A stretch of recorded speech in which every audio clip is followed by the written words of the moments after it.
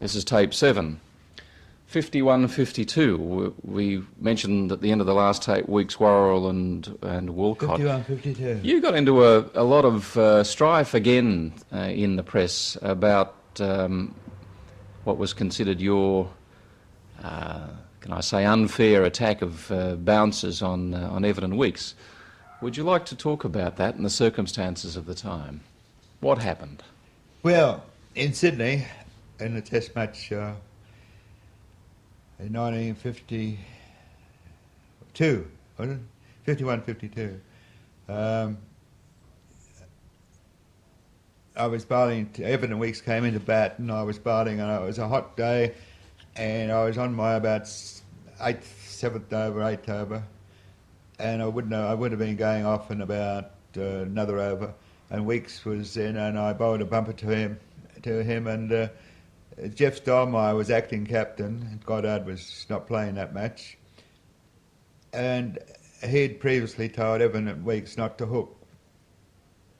After I bowled the first bumper at Weeks, he tried to hook it and missed it, and Stolmeyer went up to wicket and gave him a lecture, and those days a lecture from the captain was not the best thing to get from a cricketer. So naturally, walking back, I said, well, I better give him another one. And I gave him another bumper, which made 2 in a row. And Stolmeyer, well, first of all, Weeks was a bit hesitant at playing a shot, and he missed it again.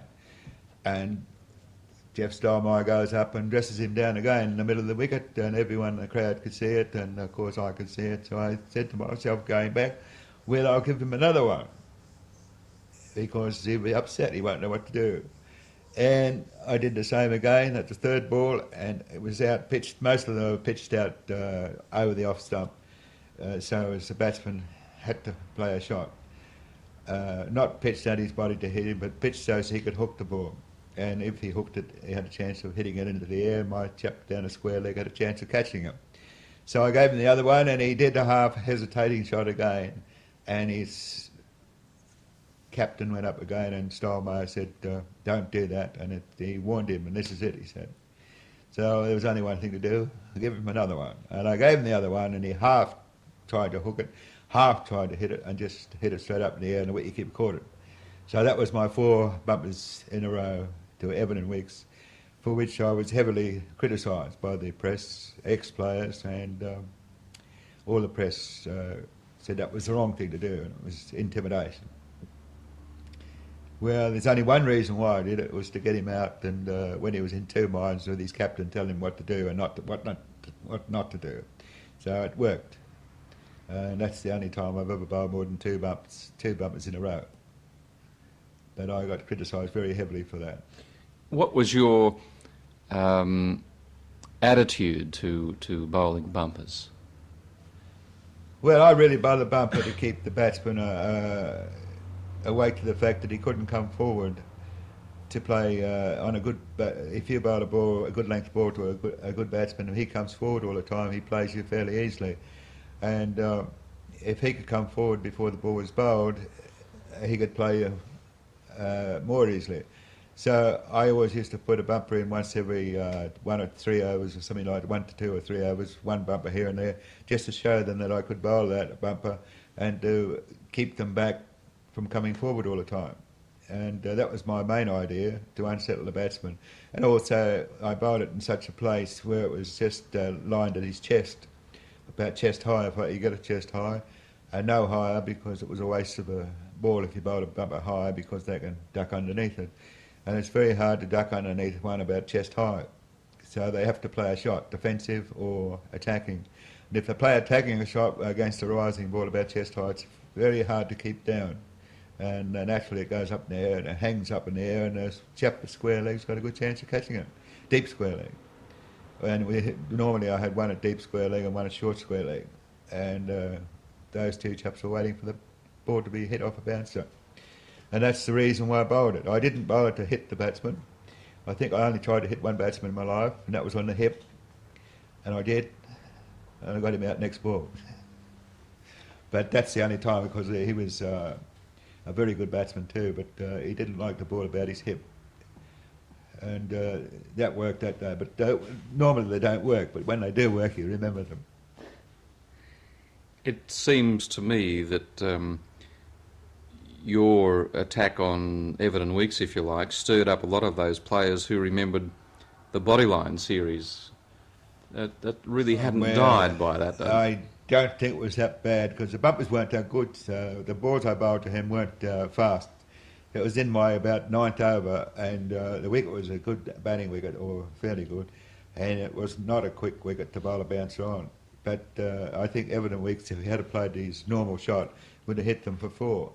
But being upset by his captain and told not to hook, he didn't know what to do, and that was why he got out. And I think he admitted that to me later on. But he didn't know what to do because the captain was telling him not to do it. And his natural instinct is to do it, and he didn't know in his own mind what to do. So he was caught in 2 minds. He caught in 2 minds, or 3. Or 3. But he didn't know how to go about it because he was told by his captain not to do it, and that was his main instructions. But his instincts told him to do it, and that was I was playing on. Luckily, he hit the ball up in the air and the keeper caught it. And what did people like O'Reilly say to you after this? Were they nasty about it at all? Well, in the paper they were. Didn't say anything to me personally. O'Reilly, I don't think has ever mentioned it to me. Whilst I was playing cricket, he never mentioned it to me. But in the paper that next day, he didn't write too well about it. He was upset to think I'd have to bowl 4 balls in a row just because Weeks was a good batsman. And I hadn't bowled against anyone else. Why should I pick on Weeks? But that was why I picked on Weeks, because he was a good batsman. And we had to get him out, and we did. And you didn't employ this line of attack against people who were not good batsmen? Well, it wasn't my normal procedure to bowl any bumpers at all, more than one every 3rd over. Sometimes one every over, depending on the conditions of the wicket. But I very rarely bowled 2 bumpers in 1 over. And the only reason I bowled 2 bumpers in 1 over was to show the batsman that I could still had that I could bowl 2 in a row if I wanted to, and to try and unsettle him. But normally I only bowled a bumper about once every 3 overs. And you weren't aiming them at batsmen 7, 8, 9, 10, 11 or fellas? No, I didn't bowl it at a chap who couldn't play a hook. I wouldn't bowl some of the batsmen that went in late could play a hook shot, and you would bowl it at them. But I got abused later for getting Alec Bedser out at Lord's. Hit him on the elbow and it went onto his stumps. But he was about 40. He was a good bat as well. And they were upset that I had to bowl a bumper at him to get him out. But it was only elbow height, which he was a tall chap, so it wasn't a bad one. And it hit him on the elbow and it went onto his stumps. But I think he got 47, so it wasn't as if he couldn't play. He was a good bat. He got 77 against us in Leeds. Previously he got this 40, and I remember that was at Lord's, or it might have been the next year or something. But yes. Well, things have changed, Ray, haven't they? Because with the modern breed of fast bowlers, it seems that anyone who stands at the other end with a bat in hand is fair game for the short one. Well, they do bowl a lot of short ones now, and they say they're not bumpers because they're tall. Chaps are bowling them, and they reckon only short of a length. But if you looked at the ball, it's a bumper, and it's going up with their chest and shoulders, and they do that 4 out of 6. So I think that they'd be more dangerous to play than mine. And I don't agree with the bumper. I think they should only bowl it occasionally, once an over, or you could bowl it twice an over just to show, that, so the batsman can't work out what you're going to do. But I would only say once every 2 or 3 overs is enough for anyone to bowl. Yeah. But you couldn't have a set routine, because the batsman would get into the routine as well. He'd know when you bowl the other one, you weren't going to bowl one for 3 overs, so he's all right. But the idea is to work it so that the batsman doesn't know when you're going to bowl it. Unfortunately, that 4 in a row, I got more publicity out of that, and bad publicity, than I got for any other time.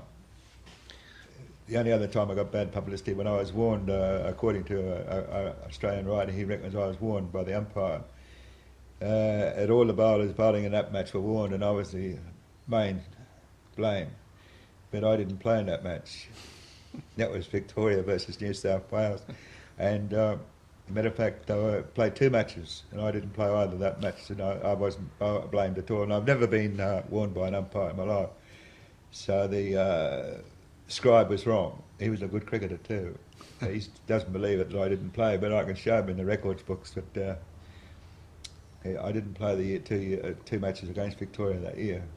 Talking about the New South Wales-Victoria matches, they were fairly tense events, weren't they?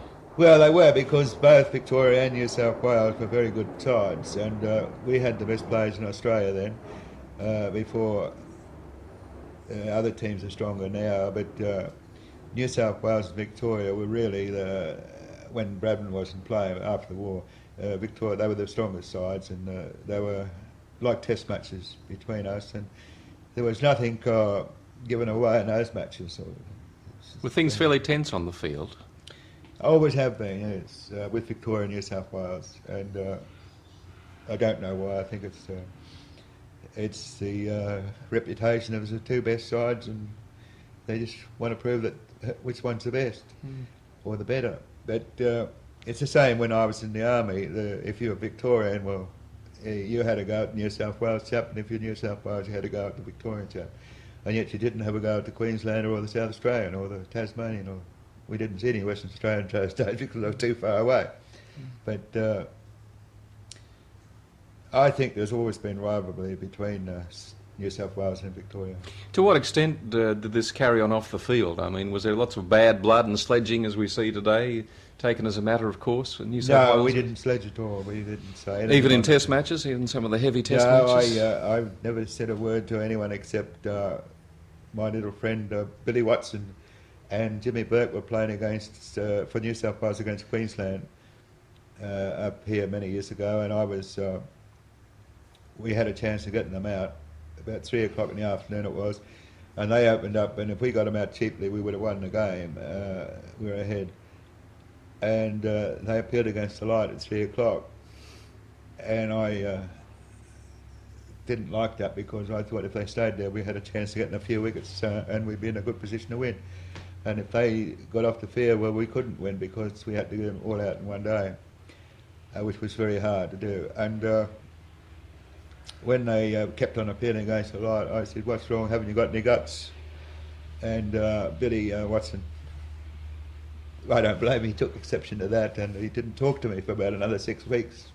Until he got a century against us next time in Sydney, and he talked to me. But that was the only thing I've ever said to anyone in my life. I think it was the only time I've ever said anything on the field to a batsman. So cricket was played in a much more gentlemanly fashion in your day?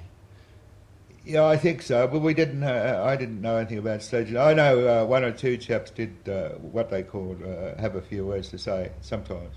When you walk past them on the field going out to bat, they said a few words to someone, but you didn't take any notice anyhow. You didn't care what they said. I wouldn't worry me if they sledged me at all, because we used to get not sledged. That's a new word to us. I didn't know what it meant when it first came out.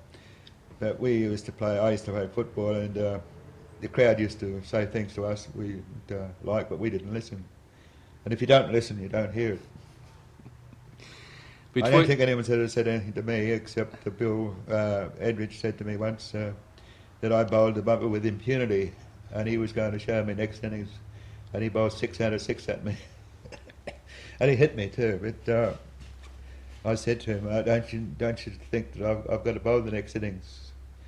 It was at Manchester in a test, and Bradman said to me, "Don't you bowl a bumper to Bill Edridge."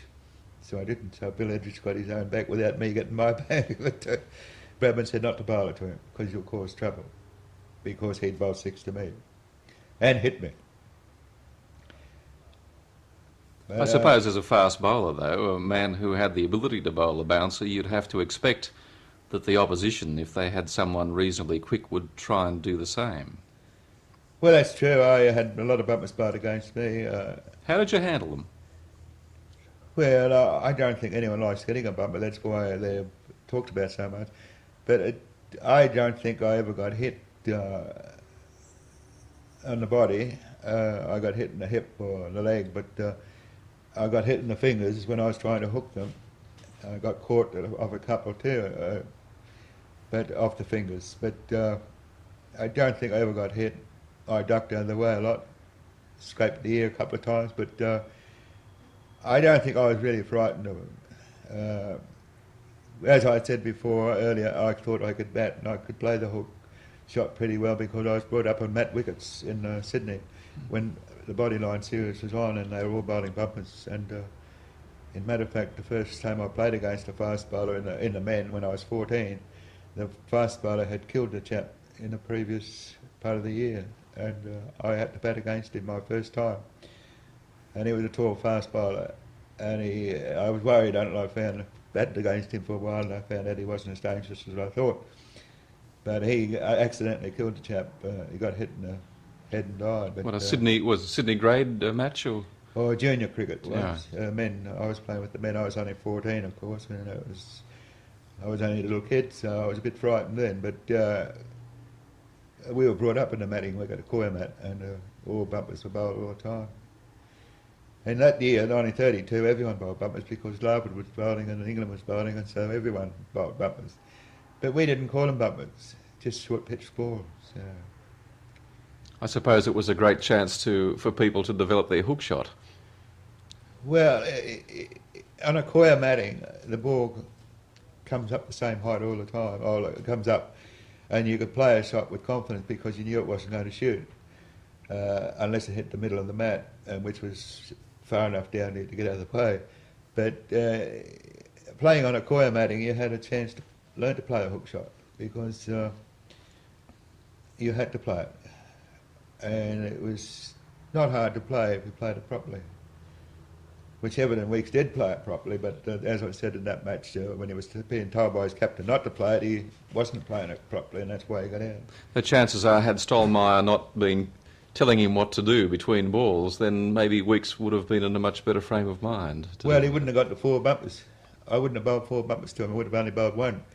But when he was told off by his captain, I bowled him another one and kept on bowling until I got him out, which was 4. And in that article, I know, I've read it since, they said that I bowled a lot of bumpers to Weeks, but I don't think Weeks got many runs, and I only think I bowled 4 to him. And that was the 4, I bowled that over.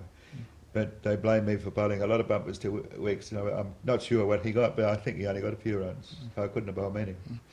Ray, after the West Indies tour, you went to England and played as a professional. Yes.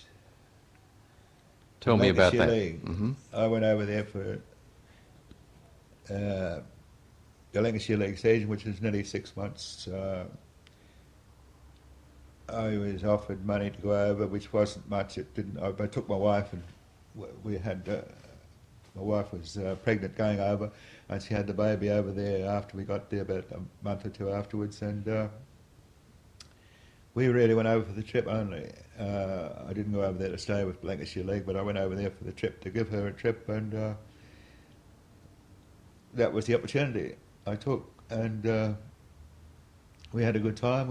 I played for Nelson, nice, very good side. The only trouble there, I had a chap before me that played there for 9 years called the West Indian fast bowler Constantine. He played for 9 years with Nelson, and he was the hero. In fact, he was God.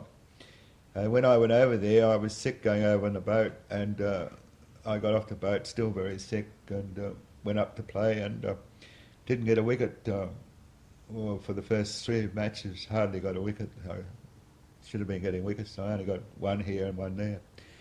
And I was told by my Nelson officials that Constantine lived in London, and they were going to send me down to stay with him for a week to let him tell me how to bowl him out.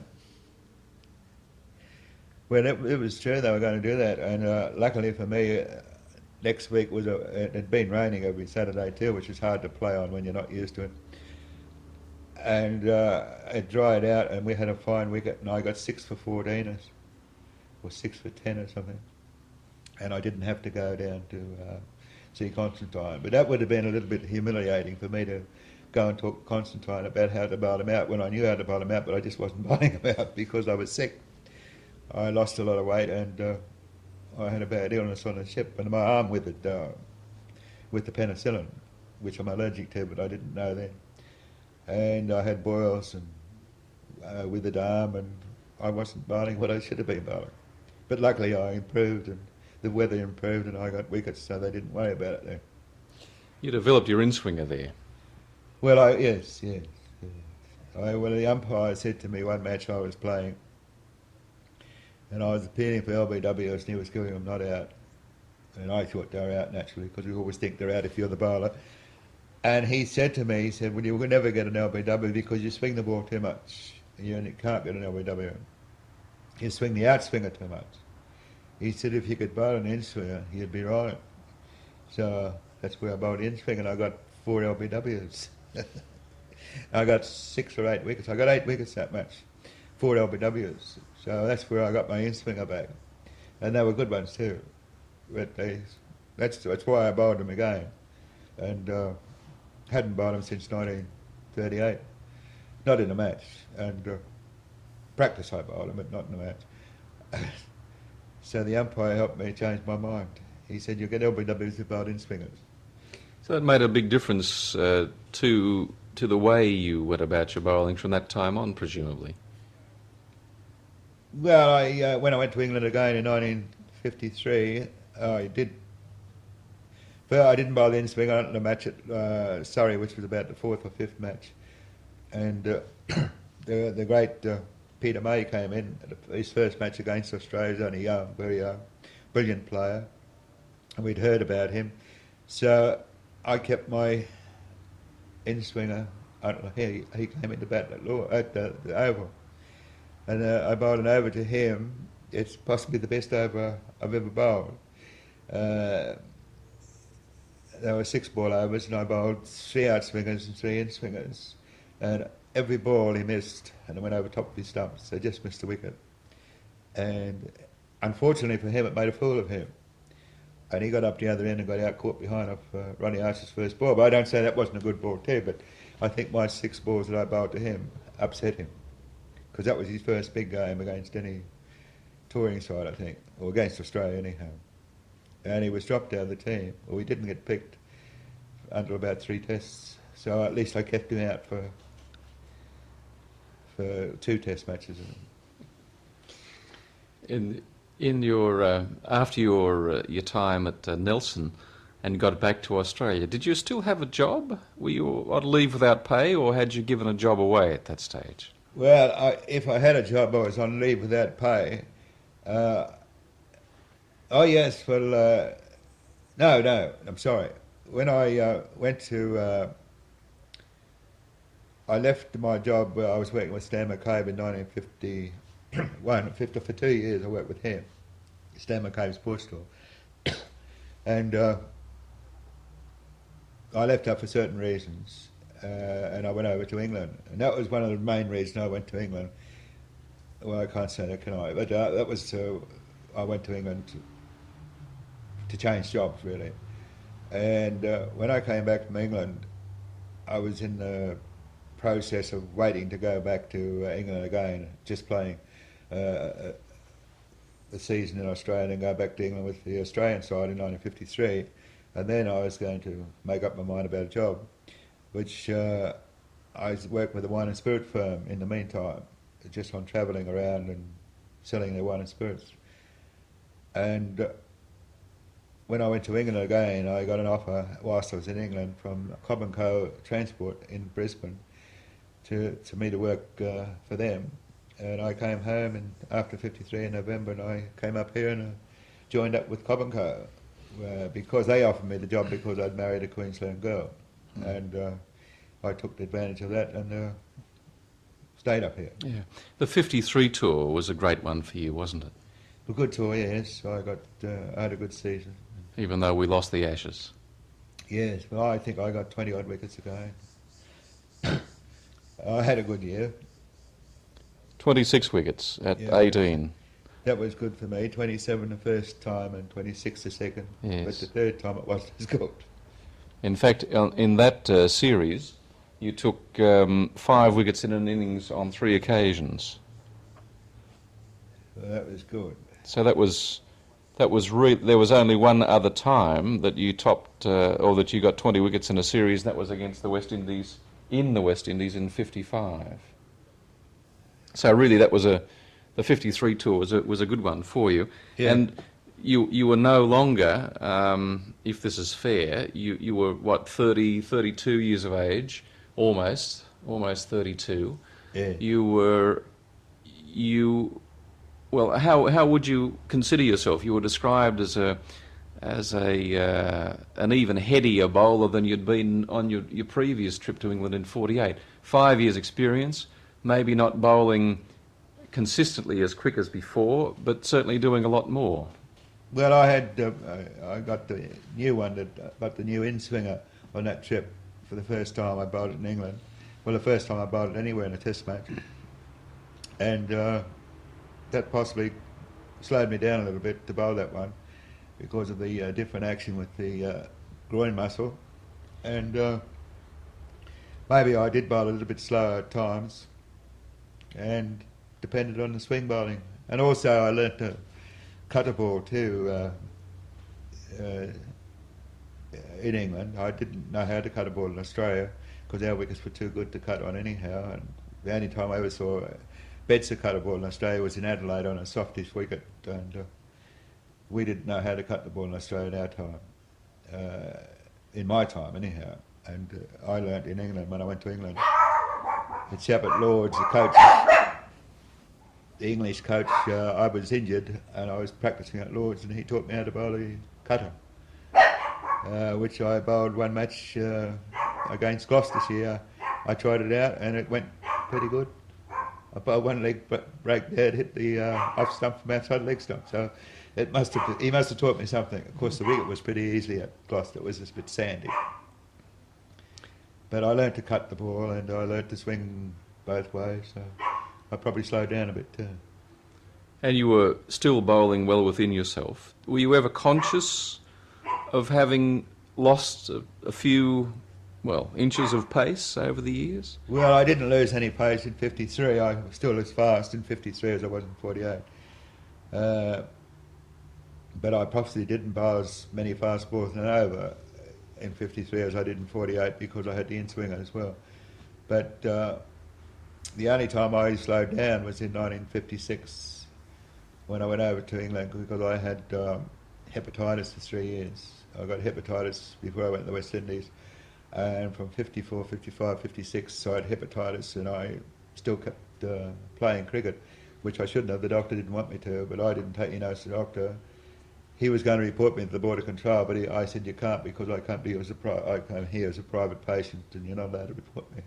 So he couldn't do it. But he reckons I shouldn't have been playing. And I didn't realise I shouldn't have been playing until after I finished playing.